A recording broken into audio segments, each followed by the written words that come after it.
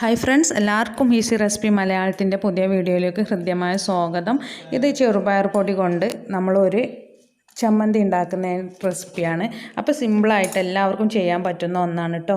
ഇതിനായിട്ട് നമുക്ക് വേണ്ട കാര്യങ്ങൾ എന്തൊക്കെയാണെന്ന് വെച്ചാൽ ചുവന്നുള്ളി, അതുപോലെ തന്നെ പുളി, ചെറുപയർ, ഇത് വറുത്ത ചെറുപയറാട്ടോ, കുറച്ച് കറിവേപ്പില, വറ്റൽമുളക്, വെളുത്തുള്ളി, ഇത്രയും സാധനങ്ങളാണ് നമുക്ക് വേണ്ടത്.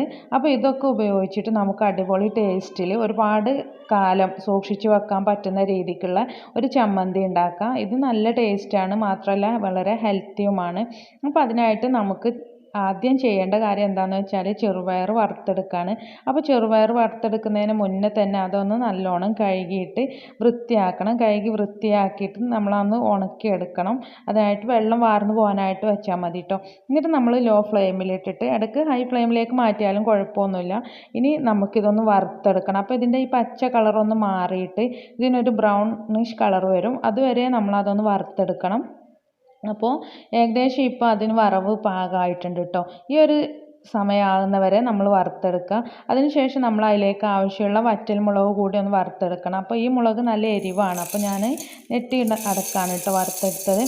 അപ്പോൾ അതിന് ശേഷം നമ്മൾ ഈ ഒരു മിക്സിയുടെ ജാറിലേക്ക് മുളകും അതിലേക്ക് ചെറുപയറും കൂടെ ഇട്ടിട്ട് ഒന്ന് എന്താ പറയുക അടിച്ചെടുത്തുകൊണ്ട് വരണം. അപ്പോൾ അത് നല്ലോണം പൊടിയായിട്ട് അടിക്കണ്ട, കട്ട പിടിച്ചുകൊണ്ടിരിക്കും. അപ്പോൾ കുറച്ച് ഒരു തരിതരിപ്പുള്ള രീതിക്ക് വേണം നമ്മളത് മിക്സിയിലിട്ട് അടിക്കാനായിട്ട് കേട്ടോ. ഇനി നമ്മൾ അതിലേക്ക് ആവശ്യമുള്ള ചുവന്നുള്ളി, അതുപോലെ തന്നെ കറിവേപ്പില, പുളി ഇടുമ്പോൾ അതിൻ്റെ കുരു കളഞ്ഞിട്ടിടുന്നതാവും നല്ലത് കേട്ടോ.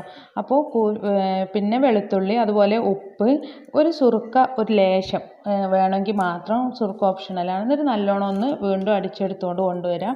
എന്നിട്ട് നമ്മൾ അതൊരു പാത്രത്തിലേക്ക് മാറ്റിയിട്ട്, ചിലപ്പോൾ കട്ട പിടിച്ചിരിക്കുന്നുണ്ടാവും, കാരണം പുളി കുരുവോടുകൂടി ഇടുന്നത് കൊണ്ടാണ്. അപ്പോൾ കുരു കളഞ്ഞിട്ട് ഇട്ടാൽ മതി കേട്ടോ നിങ്ങൾ ഇടുമ്പോൾ. എന്നിട്ട് നമ്മളതൊരു ടിന്നിലാക്കി വെക്കുക. എന്നിട്ട് നമുക്കിത് ഒരുപാട് ദിവസങ്ങളോളം ഫ്രിഡ്ജിൽ വെക്കാതെ തന്നെ സൂക്ഷിക്കുക. കാരണം ഇത് സുർക്ക ഒഴിച്ചത് കാരണം ഡ്രൈ ആണ്. അല്ലെങ്കിലും സുർക്ക ഇല്ലെങ്കിലും കുഴപ്പമില്ല കേട്ടോ, നല്ലതാണ്, സൂക്ഷിച്ച് വെക്കുക.